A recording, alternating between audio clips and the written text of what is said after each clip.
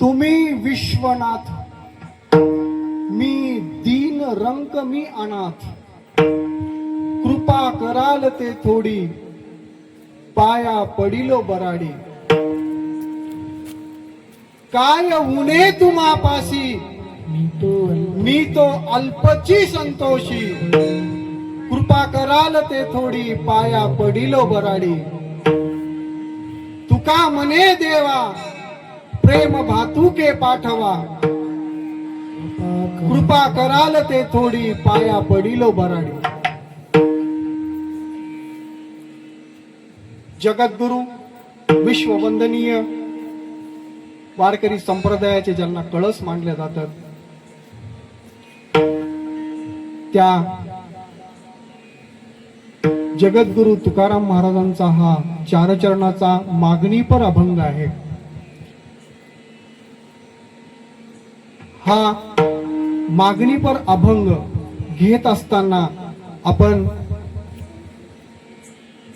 संतांचं आणि देवांचं चिंतन केलेलं आहे, देवाच्या स्वरूपाचं चिंतन केलेलं आहे, संतांच्या संगतीचं चिंतन केलेलं आहे. हे करत असताना आज जगद्गुरु तुकाराम महाराजांचा मागणीपर अभंग या ठिकाणी या सेवेसाठी मी निवडलेला आहे. आणि हे निवडत असताना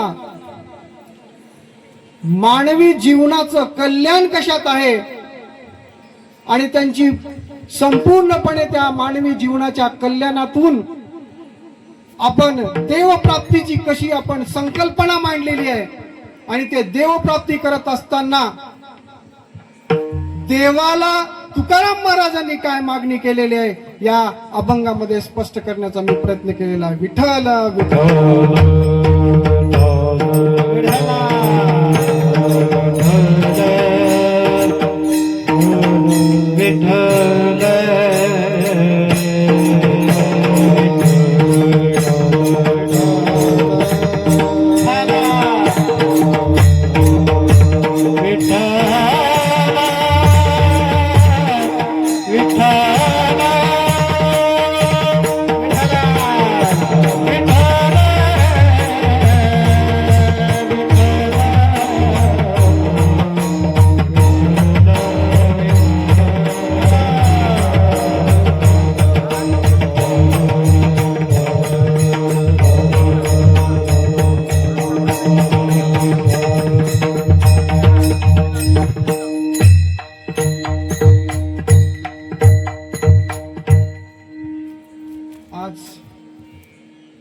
या सेवेचा परिहार घेताना या ठिकाणी असं म्हणावं लागेल, नवे नवे 3 पिढ्यापासून चालत आलेली ही हरिनाम सप्ताहाची जी संकल्पना आहे, जी संत नागोदेव महाराजांनी या ठिकाणी भोलेनाथाच्या मंदिराची प्रतिस्थापना करून या ठिकाणी सुरुवात केली. आणि आज त्या सेवेचा एक भाग म्हणून मी या ठिकाणी आलो, हे माझं मी परमभाग्य समजतो. कारण एखाद्या गोष्टीची सेवा देणं हे भाग्य लागतं आणि हे भाग्य माझ्या पदरात आलं. आणि तुमच्यासारख्या आई वडिलांसारख्या एका विशिष्ट दर्जाच्या माणसं म्हणण्यापेक्षा ती वारकरी संप्रदायाची परंपरा आपण जोपासत असताना मला तुमचा संपर्क मिळाला. कारण संतांचा संपर्क सुद्धा मिळणं एवढं सोपं नाहीये. आपण गुणी वारकरी संप्रदायामध्ये काम करत असताना तुमच्यासारख्या संतांचा मला संगत मिळाली, ते मी माझं परमभाग्य समजतो. या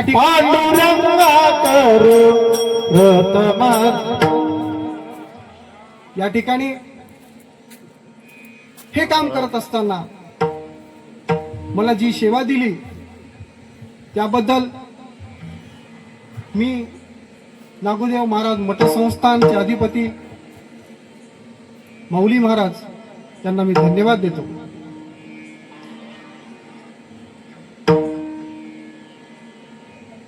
वक्रतुंड महाकाय सूर्यकोटी समप्रभ निर्विघ्नं कुर्वेदेव सर्व कार्य सर्वदा.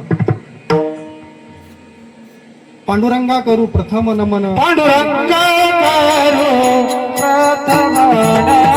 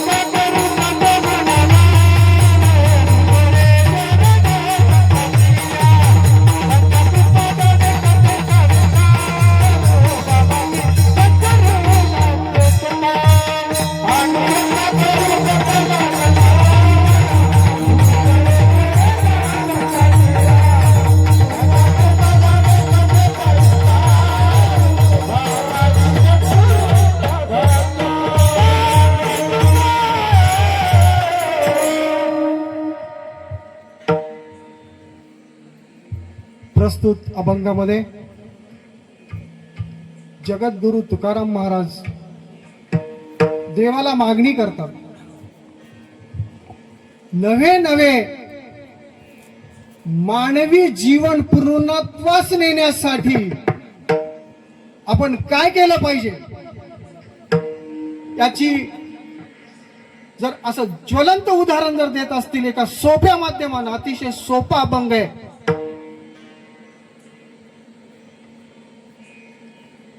संत तुकाराम महाराज या अभंगातून सांगत असताना हा मानवी जीव जो आहे तो शिवापासून तयार झालेला आहे. एक शिवाचा अंश आहे, देवाचा अंश आहे, पण तो आज देवापासून वेगळा झालेला आहे. आणि त्या वेगळ्या झालेल्या जीवाला शिवप्राप्ती कशी व्हावी आणि त्या शिवप्राप्तीतून मानवी कल्याण कसं केलं जातं, कसं होतं, हे स्पष्ट करण्याचा त्यांनी प्रयत्न केलेला आहे. मुळामध्ये मानवी जीव हा शिवापासून बनलेला आहे. ज्या वेळेस माणूस आपल्या मातेच्या पोटामध्ये अभ्रक अवस्थेमध्ये होता त्यावेळेस प्रत्येक श्वासातून तो सोहम सोहम सोहम अशी प्रार्थना करत होता. त्यानंतर सोहमाचं रूपांतर शिवम शिवम शिवम असं झालं.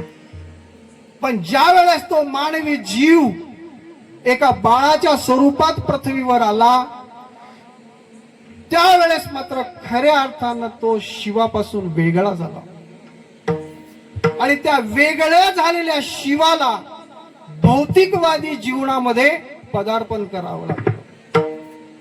मग तो मागणीच्या स्वरूपामध्ये मला हे पाहिजे ते पाहिजे भौतिक सुख पाहिजे याच्यामध्ये तो शिवापासून एवढा दुरावला गेला की त्या शिवाचा आणि जीवाचा कुठंच ताळमेळ लागत नाही. मग अशा जीवाला परत शिवाकडे कसं आणलं जातं किंवा आणावं आणि तेथून त्या वेळेस मानवाचं कल्याण कसं होतं हे सांगत असताना तुकाराम महाराज या अभंगामध्ये खऱ्या अर्थाने हा अभंग नव्हेच, तुकाराम महाराजांनी भंडारा डोंगरावर ज्यावेळेस 15 दिवसाचं अनुष्ठान केलं होतं त्यावेळेस त्यांना भगवंताची प्राप्ती झाली होती, स्वतः देव भेटायला आले होते. नवे नवे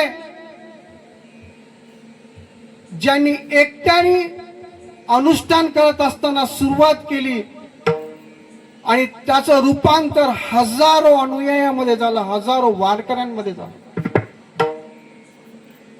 त्यातला एक कोंडीबा लोहकरे नावाचा जो सदग्रस्त होता, वारकरी होता, त्या वारकऱ्यांनी याचना केली तुकाराम महाराजांकडे की माझे पाय हात अजून स्थिर आहेत आणि जोपर्यंत माझे हात पाय स्थिर आहेत तोपर्यंत थोडं तीर्थयात्रेला जाऊन येऊ का, मला तुम्ही परवानगी द्या.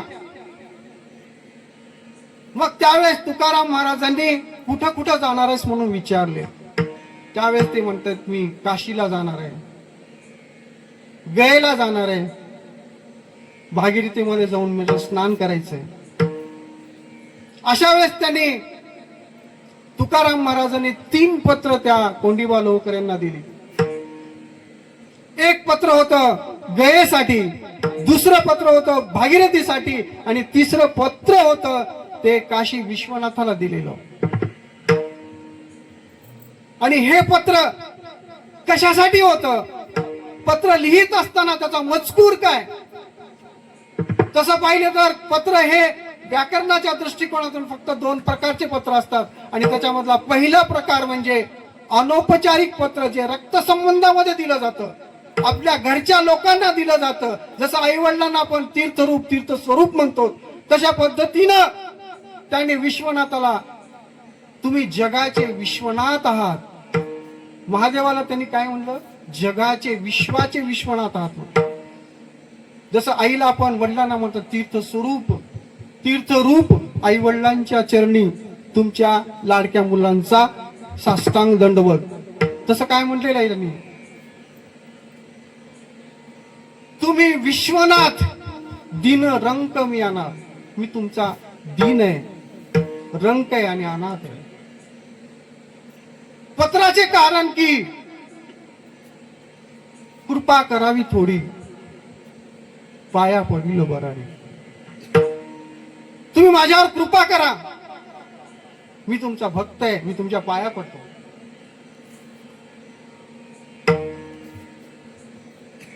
हे सांगत असताना मला इथं हे स्पष्ट करायचंय की युगानुयुगे जसं एखाद्या भगवंताचं त्यांचं नातं आहे, जन्मल्यापासून मरेपर्यंत आई वडिलांची जोपासना करणे तसं मुलांचं कर्तव्य असतं, तशा पद्धतीचं पत्र काशी विश्वनाथाला तुकाराम महाराजांनी दिलेलं आहे.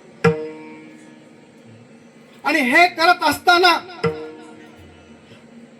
पत्रामध्ये त्यांनी मागणी केलेली आहे आणि ती मागणी करत असताना मागणी करणारा माणूस हा अधिकारी पुरुष असला पाहिजे, तेवढं दान देण्याची क्षमता त्याच्यामध्ये असली पाहिजे. जसं एखादा गरीब एखाद्या व्यक्तीकडे जर गेला आणि काही मागलं, बाई किंवा एखाद्याच्या घरी जाऊन अन्न देण्यासाठी जर भिकाऱ्यानं जर त्यांच्याकडे हात फैलावले तर त्यांच्या दुर्डीमध्ये तेवढं एक विशिष्ट असं अन्न दुसऱ्याला देण्या इतपत जर असेल तर त्याच्या घरी त्याला काहीतरी मिळतं, नाही तर अन्यथा काहीही मिळत नाही. मग काशी विश्वनाथांना त्यांनी काय म्हणलं? जगाचा विश्वनाथ, विश्वाचा विश्वनाथ आहे. नागरचा आमचा सरपंच नाही, जामचा सरपंच नाही, किंवा एखाद्या तालुक्याचा आमदार नाही, किंवा एखाद्या राज्यापुरतं त्यांनी पद दिलेलं नाही, पृथ्वी एवढं पद दिलेलं नाही. पृथ्वीसारखे अनेक ग्रह आहेत आणि त्या संपूर्ण विश्वाचा तो नाथ आहे. एवढं मोठं पद दिले, तो अधिकारी पुरुष आहे. मग ते देण्यासारखे आहेत का हे सुद्धा महत्वाचं आहे. कोण देऊ शकतं? महाभारतामध्ये कर्ण मरणावस्थेमध्ये आल्यानंतर सुद्धा त्याच्याकडे एक मागणी करण्यासाठी याचक जातो आणि मला काहीतरी दान द्या म्हणतो. त्यावेळेस मृत अवस्थेमध्ये असणारा कर्ण सुद्धा म्हणतो की आता माझ्याकडे काहीच शिल्लक नाही, पण तिथला एक दगड घेऊन ये आणि त्या दगडाने तो स्वतःचा एक सोन्याचा दात काढून त्याला दान देतो. एवढं दानचुत्त किंवा तो अधिकारी माणूस असल्याशिवाय तो आपल्याला काही देऊ शकत नाही. म्हणून तुकाराम महाराजांनी म्हटलेलं आहे, तुम्ही विश्वाचे नाथ आहे. एवढं मोठं सामर्थ्य त्यांच्यामध्ये आहे. पण हे मागत असताना आपण मागणारा सुद्धा तेवढाच लायकीचा असला पाहिजे. आपण कोण आहोत? समजा आपण आपल्या बरोबरीच्या माणसाकडे जर काही मागितलं तर तो देईल का आपल्याला? नाही देणार. कारण तो बरोबरीचा आहे, तेवढाच तोल मुलाचा आहे.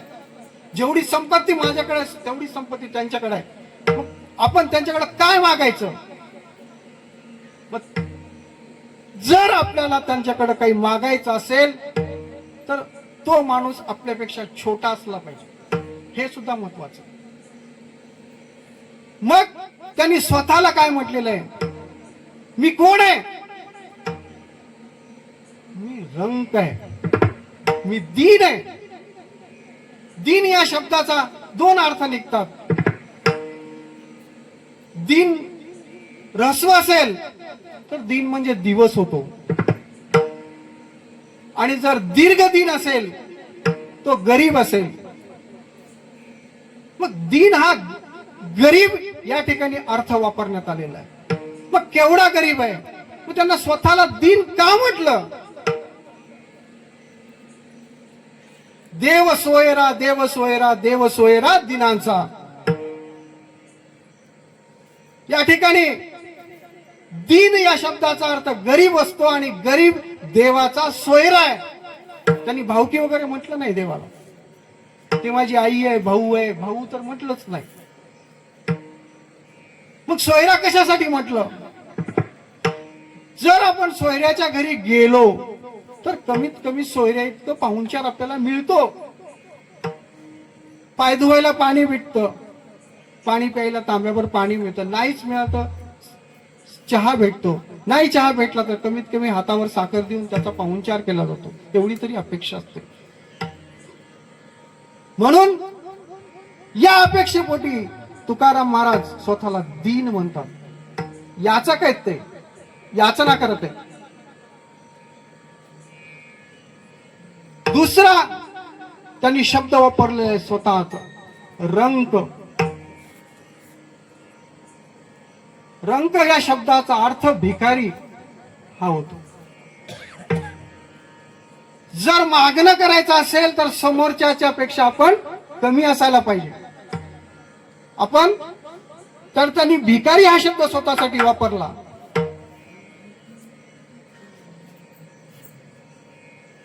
कशासाठी वापरला? मग पंढरीचा वारकरी होईन मी भिकारी.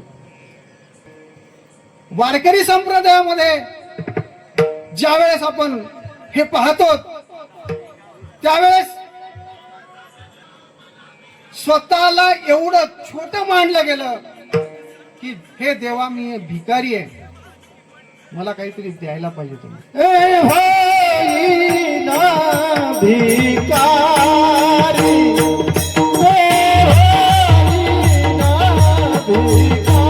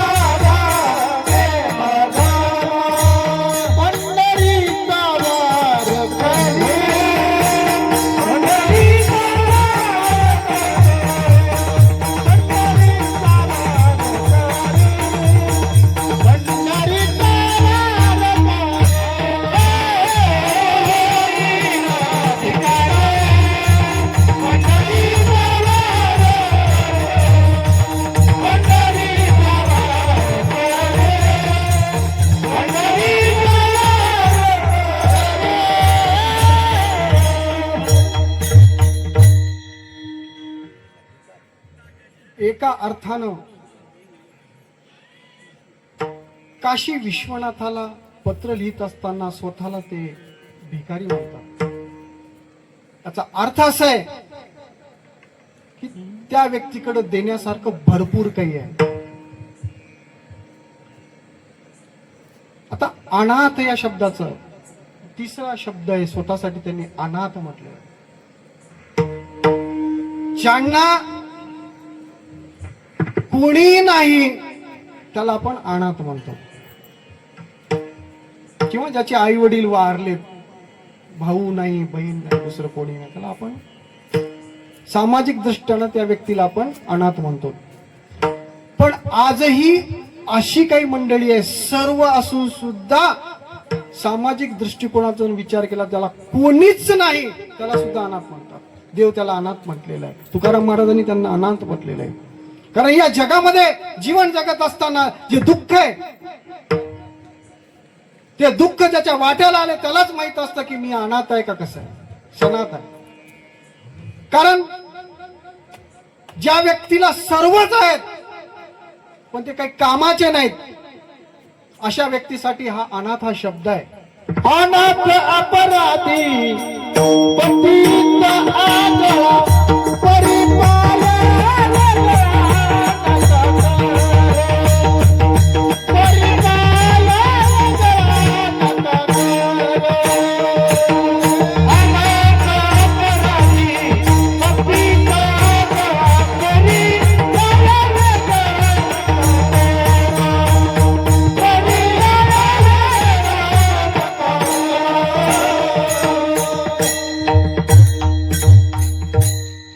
अशा अनाथासाठी संत तुकाराम महाराज काशी विश्वनाथाला मागणी करतात. नवे नवे पंढरी सारखे तीर्थस्थान जे आहेत ते अशा अनाथासाठीच तयार झालेले आहेत. हजारो वारकरी आपलं स्वतःचं दुःख विसरण्यासाठी तिकडे जातात, ही गोष्ट सत्य आहे. आणि आपल्या दुःखातून ते बाहेर निघणं हे फक्त त्याच्याच ठिकाणी पूर्ण होतं. हे स्थान बघा, उन्हाळ्याचे दिवस आहेत, बाहेर पडायचं म्हणलं तर सुद्धा थरकाप होतं, इतका उन्हाळा चालू आहे. 41 डिग्री सेल्सिअस तापमान होतं काल. अशा सुनसान जागेमध्ये एवढा मोठा सप्ताह, हजारो लोक जेवून जातात, इथे येऊन तृप्त होऊन जातात, जेवून तृप्त होतात. ते जातात पण त्याची तृप्ती शिल्लक राहते आणि अखंड तृप्ती शिल्लक राहते पुढच्या वर्षापर्यंत. तुम्ही कधीही या, तुम्हाला इथं समाधानच वाटेल. आणि हे समाधान कशामुळे मिळतं तर आपलं दुःख विसरण्याचं हे ठिकाण आहे.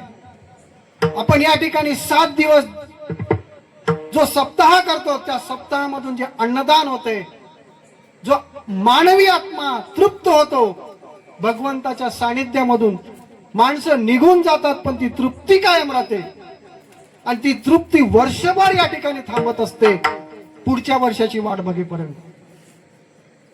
तसं जे तीर्थस्थान आहेत ते तीर्थस्थान कशासाठी तयार झालेले, अशा अतृप्त आत्म्याला तृप्त करून त्याच्या दुःखातून बाहेर काढण्यासाठी हे तीर्थस्थान भगवंताने निर्माण केलेले. म्हणून तुकाराम महाराजांनी काशी विश्वनाथाला पत्र लिहिलेलं आहे. आणि पत्र लिहून त्यांनी कशा पद्धतीचं पत्र लिहिलेलं आहे याचं स्पष्टीकरण ते अभंगाच्या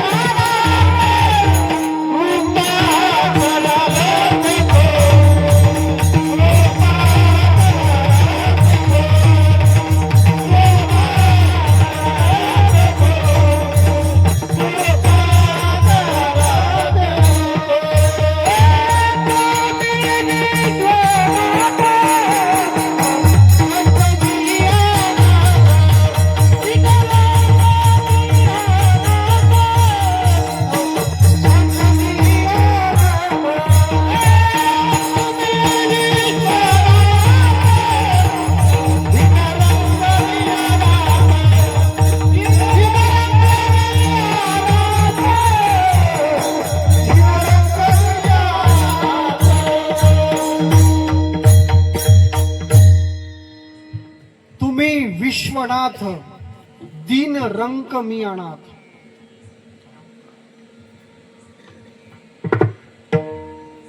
काशी विश्वनाथाला बोलत असताना तुकाराम महाराज म्हणतात, तुम्ही विश्वाचे नाथ आहे, तुमच्याकडं देण्यासारखं भरपूर आहे, फक्त मी कमी आहे. त्या विश्वाच्या नाथात, ज्या विश्वाचा नाथ तू आहेस, त्या विश्वाच्या नाथाचा तू त्या दर्जाचा व्यक्ती असून सुद्धा मला काहीतरी कमी आहे. त्याचा दुसरा अर्थ असा होतो, या ठिकाणी देवाला तुकाराम महाराज शाब्दिक टोला मारतात. कसा? तू विश्वाचा नाथ आहेस, पण मी भिकारी आहे, तुझा काहीच उपयोग नाही मला, म्हणजे तुझं लक्ष माझ्याकडे नाहीये.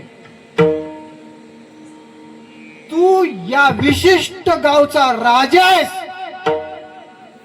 पण त्या राज्यातला मी एक भिकारी आहे, तुझं मला काय फायदा आहे तू राजा असलास तर.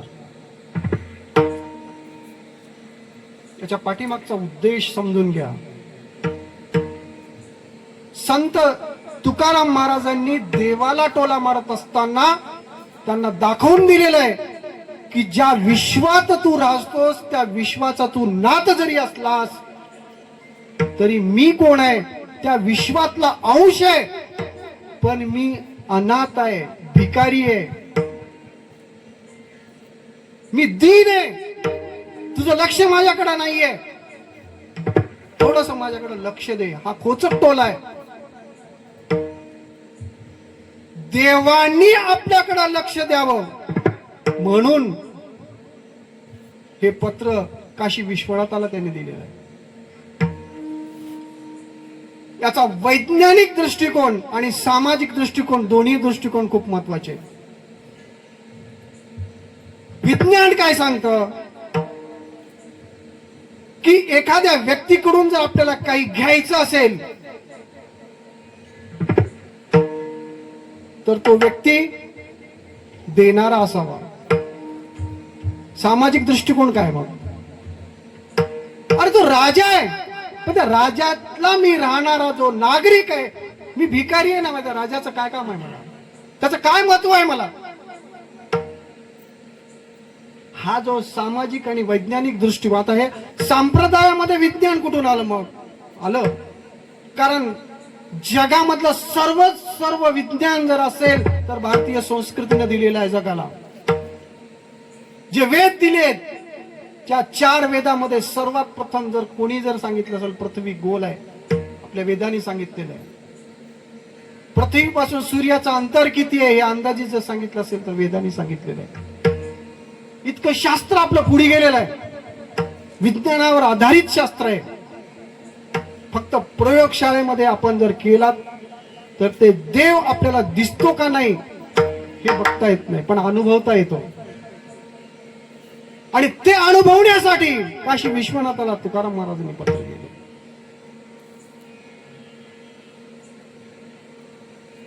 मी वैज्ञानिक दृष्टिकोन वारकरी संप्रदायामध्ये कसा असतो एक छोटस उदाहरण देतो. खूप मोठी शाळा होती, त्या शाळेमध्ये ग्रंथालय असतं, आणि ग्रंथालय म्हणजे पुस्तकाचे खोली, भांडार. आणि जगामधलं आपल्या प्रत्येक देशाला म्हणजे भारतामध्ये स्वतःच एक ग्रंथालय, जे शासनाचं ग्रंथालय आहे ते कोलकात्याला आहे, त्याचं नाव कोलकाता आहे आता. आणि त्या कोलकात्याच्या ग्रंथालयामध्ये बाहेरून एक व्यक्ती येतो, मला पुस्तक वाचायचे आणि भारतामधलं सगळ्यात चांगलं पुस्तक कोणतं आहे. आता ते बाहेरून आलेलं आहे, त्याला इंग्लिश येते आणि त्या ग्रंथपालाला येत नाही इंग्लिश. दोघांमधला एक माणूस असतो, त्या माणसाला सांगितलं जातं आणि त्याला ज्ञानेश्वरी ग्रंथ दिला जातो. ज्ञानेश्वरी तो वाचतो, त्याला चांगलं वाटतं, सगळं ज्ञान तो अभ्यासतो. पण सुरुवात प्रत्येक वेळेस तो एका अध्ययनामध्ये ज्ञानेश्वरी पुन्हा आपल्यालाच कळत नाही, मग ते बाहेरून आलेलं आहे त्याला तर काय करणार इंग्लिश मधले. मग पुन्हा तो रामायण देतो, रामायण वाचायला लागतो. असे 2-3 महिने गेलेले असतात. ते मोठं पुस्तक असले की त्याच्यामध्ये दुरी असते, कुठपर्यंत वाचलं की ते दुरी टाकायची असते, इथल्या पानापर्यंत मी वाचन केलेलं आहे. 2-3 महिन्यानंतर असं लक्षात आलं त्या ग्रंथपालाला की ते माणूस पुढेच जात नाही त्या पानाच्या, तिथपर्यंत वाचते पुन्हा परत रामायण वाचायला चालू करते, पुन्हा तिथपर्यंत तिथंच दोरी ठेवते आणि पुन्हा सुरुवातीपासून वाचते. त्याची अडचण काय विचारलं तर म्हणते, ह्या रामायणामध्ये लक्ष्मण रेषा ओढली खरंय, पण त्या लाकडात अशी कोणती ताकद होती की त्या बाईनं, म्हणजे त्या बाई म्हणण्यापेक्षा त्याला माहित बी नसते सीता कोण असते ते. त्या सीतेनं ज्यावेळेस त्या लक्ष्मण रेषेचं उल्लंघन केलं त्यावेळेस तिथं जाळ कसा लागला हे मला शोधायचे. हे विज्ञान आहे. आपण कधी अभ्यास केला का त्याचा? नाही केला. पण तुला काय गरज आहे म्हणले वाचायचे की नाही? आलंय आमच्याकडे आहे म्हणलं तुझ्या ग्रंथपालाला, तुला काय करायचं नाही म्हणलं. ते मला झाड शोधायचे म्हणलं की जेणेकरून माझ्या देशामध्ये जे परकीय आक्रमण होतात ना, ते परकीय आक्रमण हटवण्यासाठी मी ते झाड माझ्या पूर्ण देशाच्या कडनं लावणार आहे. बाहेरून जर वरून बी आलं कोणी तर ते लगेच वरच्या वरी जळून जावं. हा वैज्ञानिक दृष्टिकोन आहे. आपण त्याचा अभ्यास करत नाही, म्हणून आपण त्या रामायणाचा अभ्यास कुठेतरी आपण करत असताना वैज्ञानिक दृष्टिकोन वापरायला पाहिजे. हा माझा उद्देश होता सांगण्याचा. त्यामुळं आपलं जी संस्कृती आहे ती संस्कृती अतिशय उच्च स्तराची आहे, ज्याच्यामध्ये ठचून ठचून विज्ञान भरलेलं आहे. आता काशी विश्वनाथाला पत्र त्यांनी लिहिलं खरं. हा मुद्दा असा येतो की काशी विश्वनाथालाच पत्र का लिहिलं, देव दुसरे नव्हते का? हा प्रश्न आहे.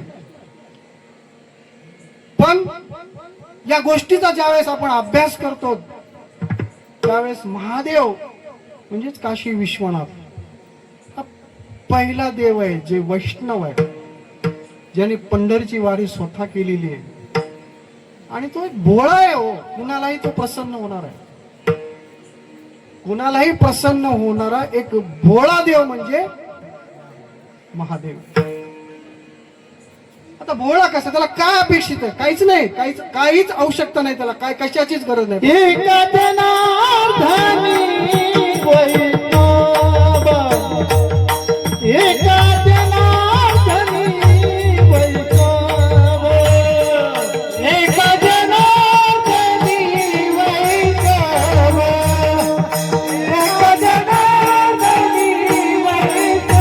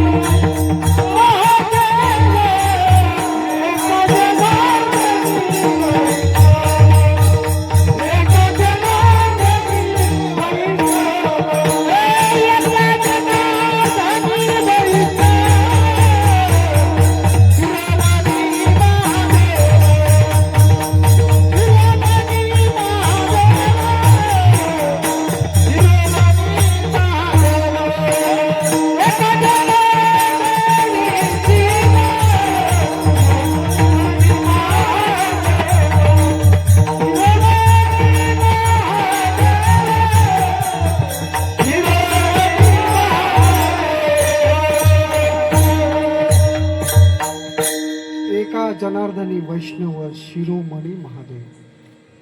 कोण आहे? शिरोमणी. आणि तो असा एक देव आहे जगामधला की आपल्या भक्ताला त्रास न देता लवकरात लवकर प्रसन्न होतो. त्याला काहीच अपेक्षा नसते ते भक्ताकडून. आपण ते भिल्लाचं उदाहरण बघितलेलं आहे. एका गावामध्ये एक राजा आणि त्याच गावामध्ये एक भिल्ल, दोन्हीही महादेवाचे भक्त असतात.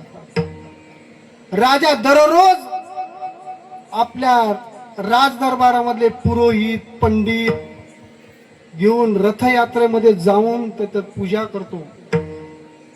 गंगेचं पाणी आणतो, तिथं फुलांचा सडा टाकतो सगळ्या मंदिरामध्ये. जीर्ण मंदिर आहे आणि हे सर्व पार्वती माता बघत असते की एवढ्या उत्साहामध्ये त्याचे पूजन केलेलं असतं जीर्ण महादेवाच्या मंदिरामध्ये मूर्तीचं. आणि त्याच ठिकाणी त्याच गावामध्ये राहणारा एक भिल्ल आहे. तो भिल्ल काय करतो, तिथं येतो आणि तिथं पिंडीवर असलेले जे फुलं आहेत, बेल आहे, तो पायानं पायानं, हातानं नाही, पायानं काढतो. कारण त्याच्या हाता रिकामे नसतात, कारण त्याच्या हातामध्ये बेलपत्र आहेत, फुलं आहेत. आता दोन्ही हातामध्ये फुलं आहेत, बेल आहे. आता पाणीच नाही. पाणी काय करतं मग, येताना कुठल्या तरी ओढा जर सापडला तर ओढ्याचं पाणी तो तोंडात घेऊन येतो आणि त्या पिंडीवरलं फुलपत्र बेलपत्र पायानं काढतं आणि तोंडातल्या पाण्यानं त्याची आंघोळ घालतो. आणि आपण आणलेल्या झाडाचा पाला, बेल, कुठले फुलं सापडले ते तिथं देऊन अर्पण करतो. थोडस पार्वती मातेला वाईट वाटतं की माझ्या नवऱ्याचा असा अपमान पायानं करून पूजन करणारा हा भक्त देवाला कसा आवडत असेल. मग पार्वती माता म्हणते हे असं काय, म्हणजे तेच त्याचं बरोबर आहे, म्हणजे ते मनातून करायला भक्ती. म्हणजे पायानं पूजा करायला म्हणजे तुम्हाला मनातून करायला असं वाटतं. बघ म्हणले करते का नाही, उद्या सांगतो म्हणते भक्त चांगला कोणता आहे किंवा खरा भक्त कोणता आहे, उद्या सांगतो. मग राजा आला.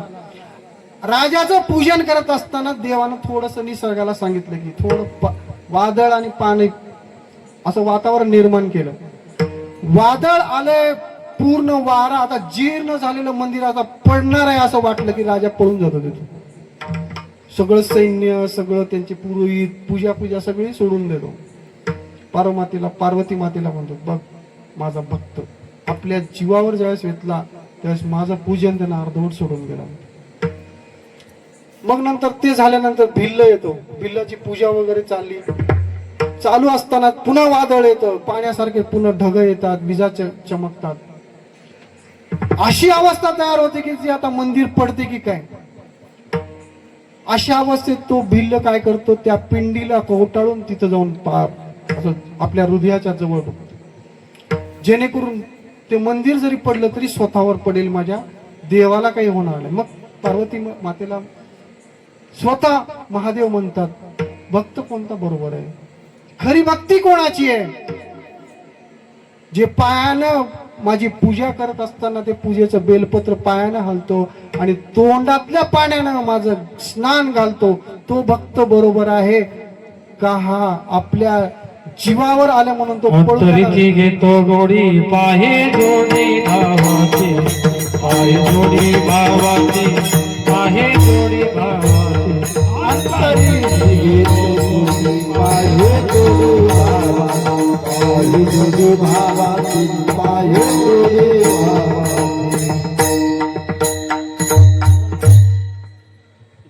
त्यामुळं भगवान महादेव हे साधे भोळे आणि ते कोणालाही प्रसन्न होतात.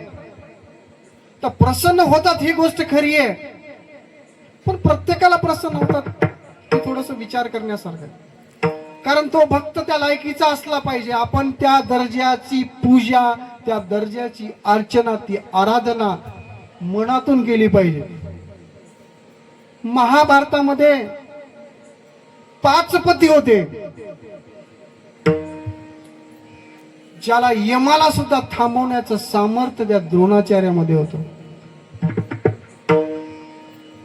त्यांच्या डोळ्याच्या समोर 5 पतींच्या समोर, गुरूंच्या समोर राजसभेमध्ये द्रौपदीचं वस्त्रहरण करायचं. शेवटच्या क्षणी द्रौपदी माता कुणाला बोलवते, श्रीकृष्ण आपल्या भगवंताला, आपल्या भावाला बोलवते. कोटे गुंतला द्वारकेचा राजा, कोटे गुंतला द्वारकेचा राजा. वेळ का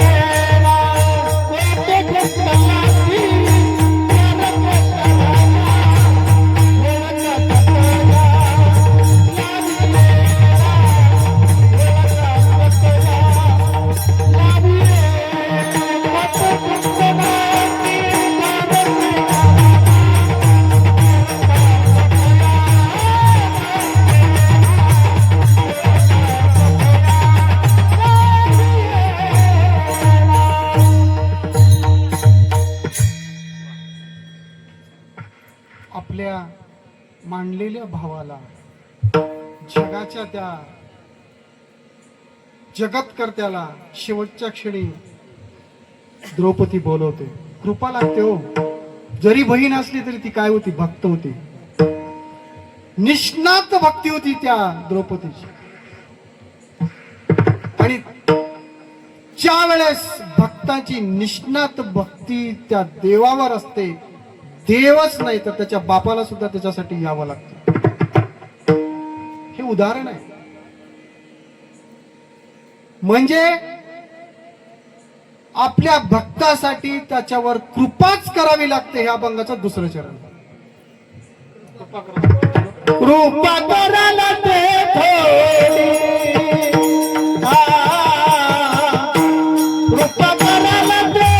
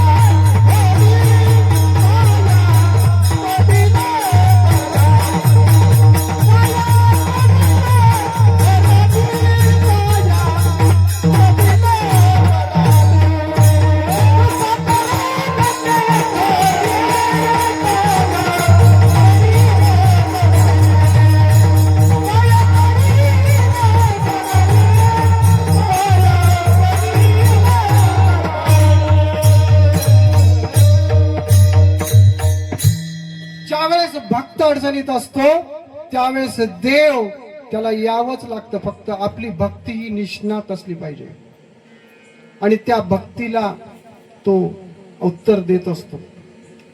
पण त्याच्यावर कृपा थोडीशी करावी लागते.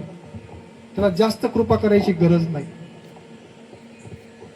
कृपा करील थोडी पाया पडिलो बराडी. बराडी या शब्दाचा अर्थ भक्त होतो, निष्णात भक्त.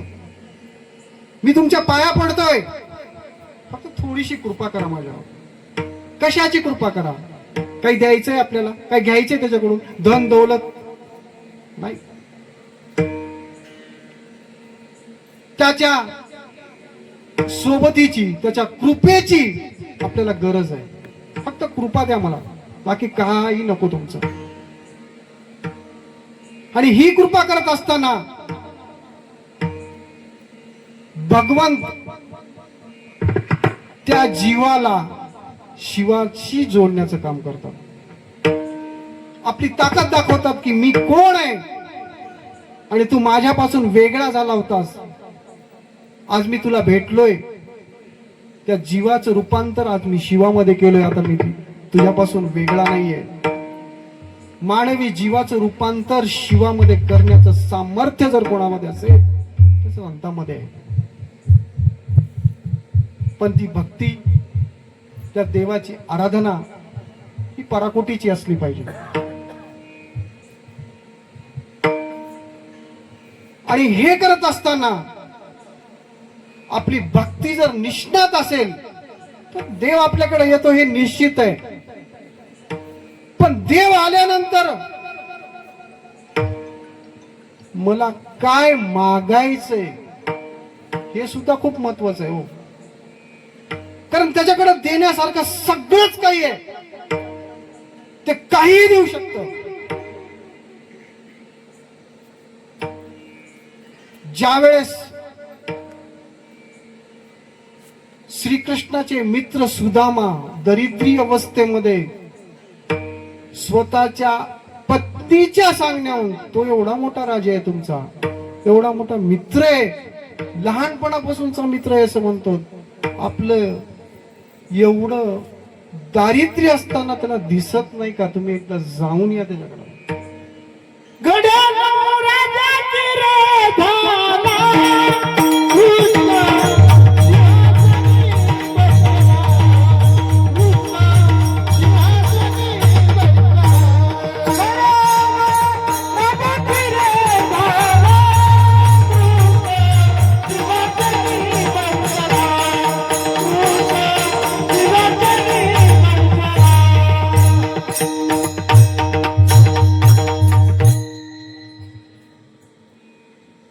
या खरं म्हणजे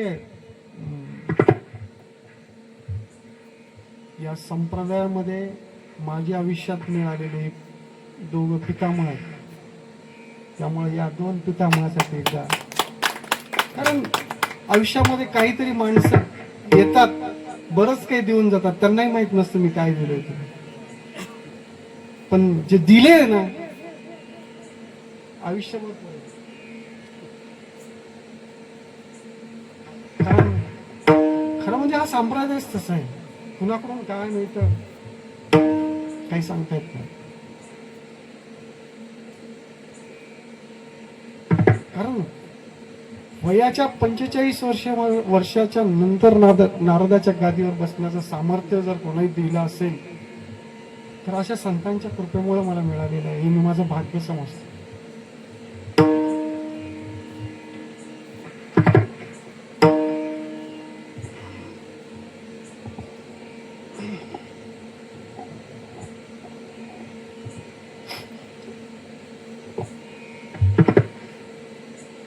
ज्यावेळेस सुदामा श्रीकृष्णाला भेटायला जातात त्यावेळेस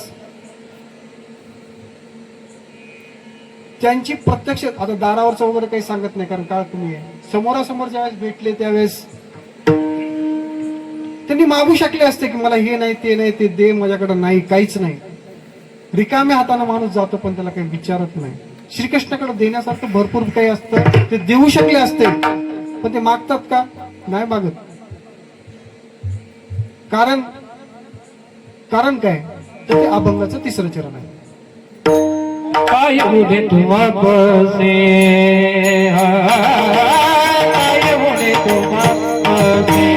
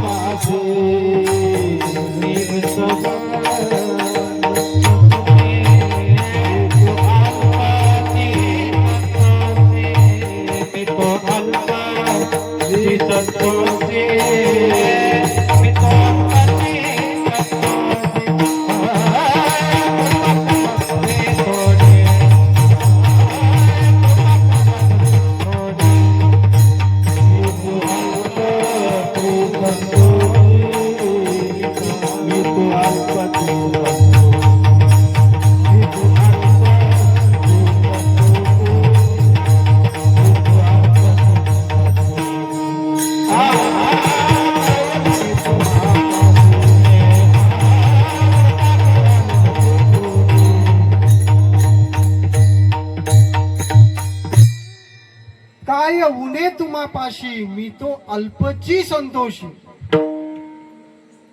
हे भगवंता, तुला देण्यासारखं तुझ्याकडं भरपूर काही आहे, तुझ्याकडं काहीच उणं नाही, पण मी पण तसाच आहे.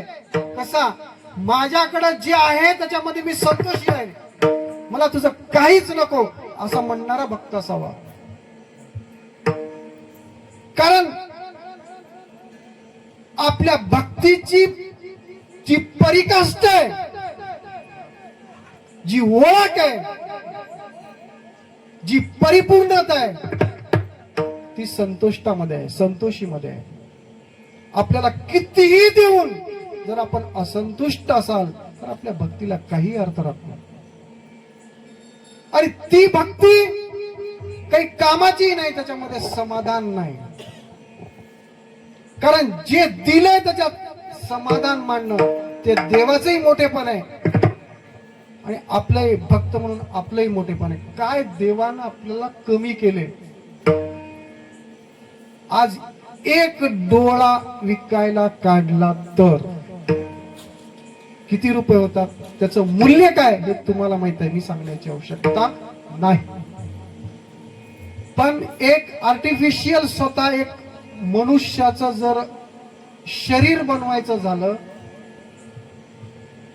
तर कमीत कमी 5 अब्ज डॉलर लागतात असं म्हणतात. मलाही माहिती नाही, 5 अब्ज डॉलर लागतात. पण ते कसं बनवायचं? जिवंत नाही, मृत अवस्थेमध्ये, त्याच्यात जीव घातला जात नाही. म्हणजे आपल्याला एवढं मोठं आणि एवढ्या किमतीचं शरीर देऊन सुद्धा आपण जेने हा जीवा दिला जेने हा जीवा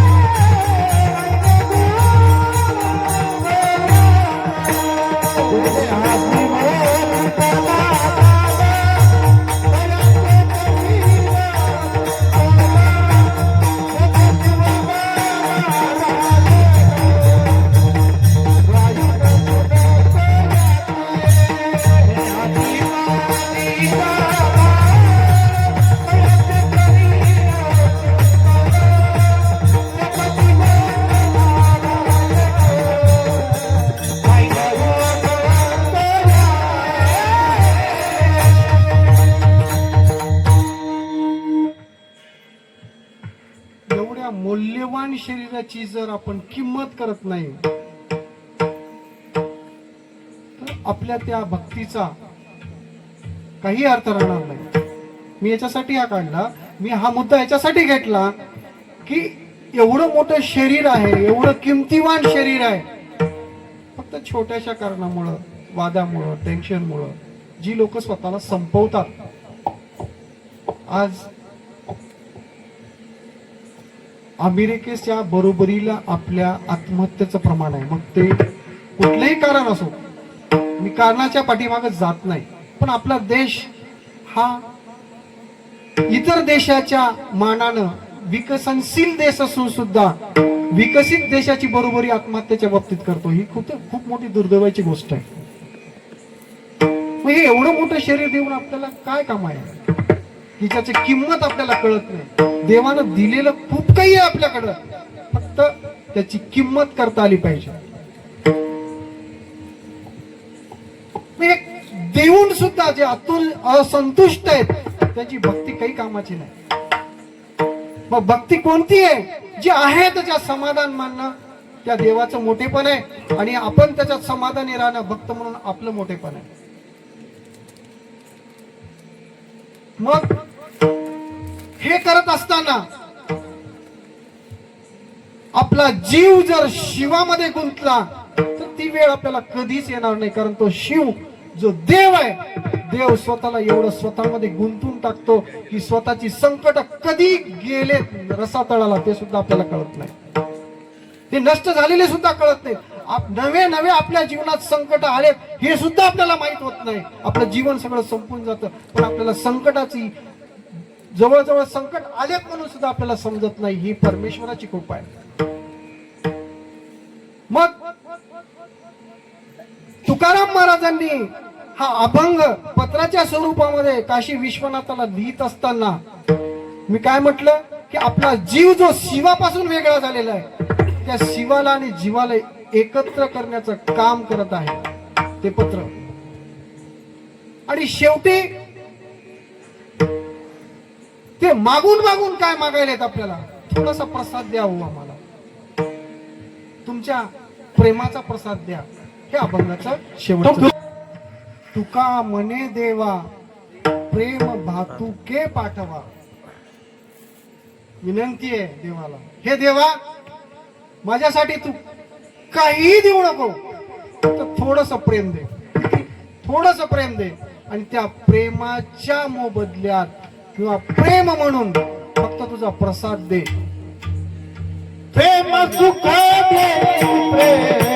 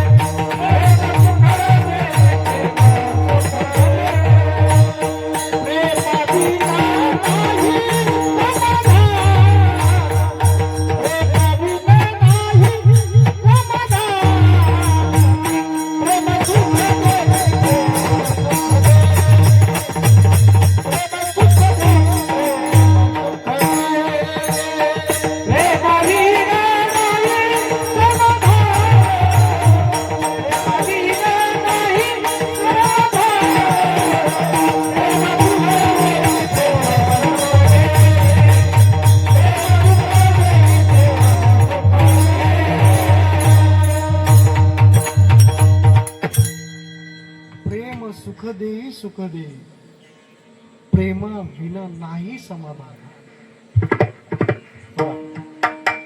मानवी जीवनाचं पूर्णत्व येईल. आपला जीव ज्या दिवशी आपण जन्माला आलो त्या दिवसापासून मरेपर्यंत आपला उद्देश काय? समाधान, शांती. आणि आपलं जीवन पराकोटीचं जावं, आपल्या जीवनात कुठलंही दुःख राहू नये. जर असं आपल्याला पाहिजे असेल तर माझ्या कीर्तनामध्ये जो घेतलेल्या अभंगामध्ये माऊली तुकाराम महाराजांनी आपल्या अभंगातून काय सांगितलं? कुठल्याही देवाची निष्णातपणे भक्ती करा. एक. दुसरं, अशी भक्ती करा की देव तुमची नोंद घ्यायला पाहिजे. देवांनी किंवा इतर लोकांनी अरे हा माणूस खूप देवदेव करतो हे माणसाने किंवा समाजाने नोंद घेतली नाही पाहिजे. देवाने नोंद घेतली पाहिजे की हा माझा भक्त आहे, त्याच्यासाठी तो पळत आला पाहिजे. एवढी निष्णात सेवा करा, त्याची निष्णातपणे भक्ती करा. देव तुम्हाला देईल. आणि थोडी जरी कृपा, थोडीच त्याची कृपा थोर भक्ती आवानती देवा.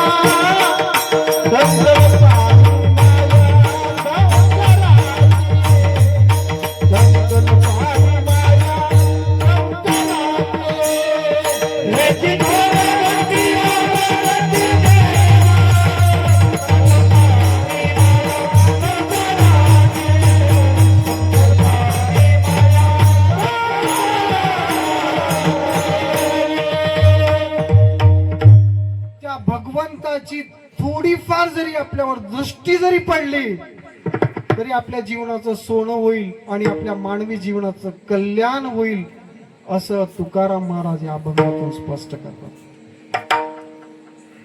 राहिलेल्या 2 मिनिटांमध्ये फक्त माझ्या कीर्तनाचा सारांश सांगत असताना मी एकच म्हणेन, देवाची भक्ती करा, निष्णात भक्ती करा. लोकांनी केली आणि लोकांच्या निदर्शनास आली म्हणून करू नका, त्याची नोंद देवाने घेतली पाहिजे अशी भक्ती करा. आणि माझी विनंती आहे, मी तुमच्यापेक्षा या सगळ्या माझ्या वारकरी मंडळीपेक्षा मी शून्य अवस्थेमध्ये इथं आलो होतो. महाराजांना माहिती आहे मी शून्य अवस्थेमध्ये होतो, शून्यापासून तयार झालेलं आहे. त्यामुळं नागोदेव महाराज, माऊली महाराज आणि नागरजाम वाशी यातील सर्वात